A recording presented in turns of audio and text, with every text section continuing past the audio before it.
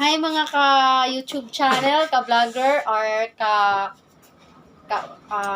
kababayan, or kamamshi, na napunta karong gabi, magluto ta sa escabeche bulad with kamatis na maraming kamatis, pero yung bulad, kailangan natin itong pakuluan. Pinakuluan ko na ito.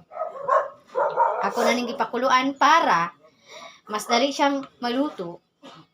Sa pagbutang sa lamas, pwede na nato siyang timplahan. Okay, guys? Wait for a minute. Okay? Okay.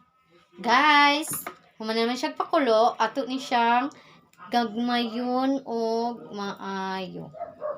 Para mas munanam ang iyang lasa sa iyang escabeche nga timpla diri sa iyang bulat.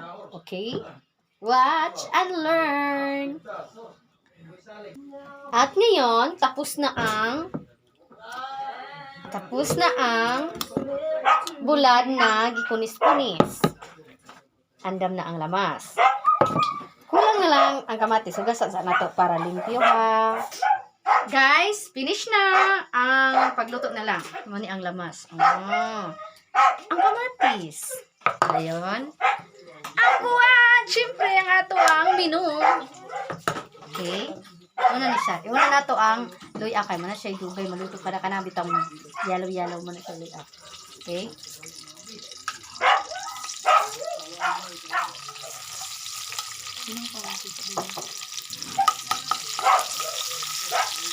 Hindi na magbaling ang income daw. Hindi na mabaling. Okay, isunod na nato ang kanisya. Ahos. Okay, ahos na naman.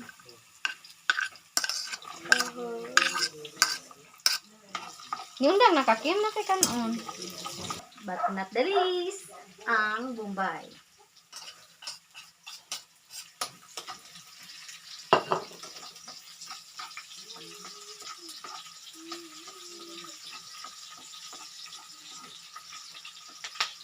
Okay, malapit na maging brownish ang ating sahog. Eto na. Ang pinaka-center of menu, ang kamatis para maging escabeche.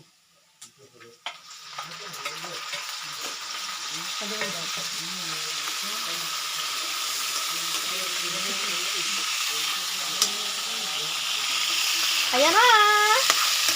Pagkatapos ito, pag maluto na ang kamatis, pwede na natin isunod ang atong bulad nga gikunis-kunis, atong ginagmay, aron mula sa ang lamas dito sa bulad.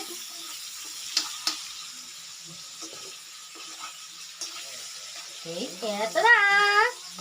Ilulunod na natin ang bulad. Ilulunod na natin siya para mula sa ang ato ang bulad, pinaagi sa atong sahog. Vamos.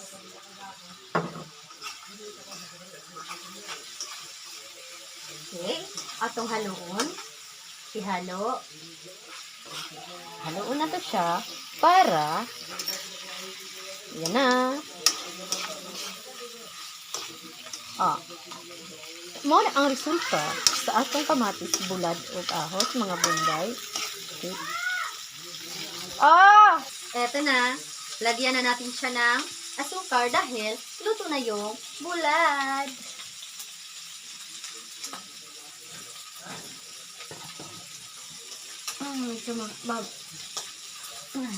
Tigas ha. Eto na. Lagyan na natin siya ng mga dalawang ang ganito. Dalawang spoon. Yan. Yan lang yan. I'll be back. Ihalo natin sa ating bulad.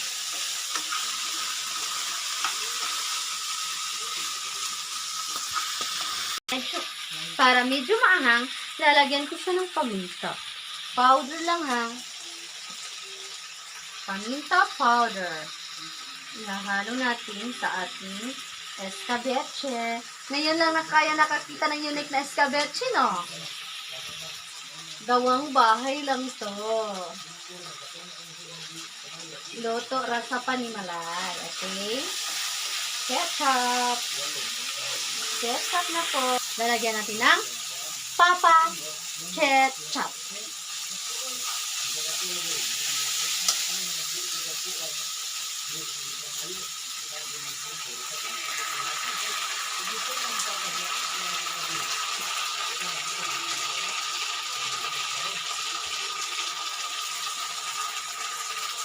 Haluin. Haluin natin ang ketchup at saka ang gulay.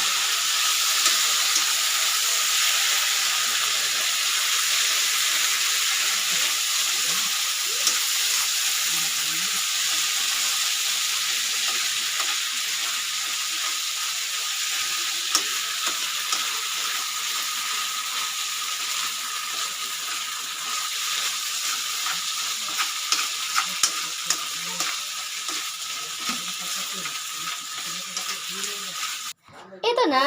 This is it. Iskabecheng hombang bulan. Wow, yummy. It's a yummy, yummy, yummy, yummy, yum. Okay, guys. Sarap. Laging tandaan na ang bulan nito, bago siya lutuin, bago nimo siya lutuin, pakuluan, then, pahumukon, una nimo ginagmayon kunis-kunison, una nimo siya lutuon. Okay, guys? Salamat sa patanan sa akong channel. Welcome. Hanggang sa susunod. Thanks!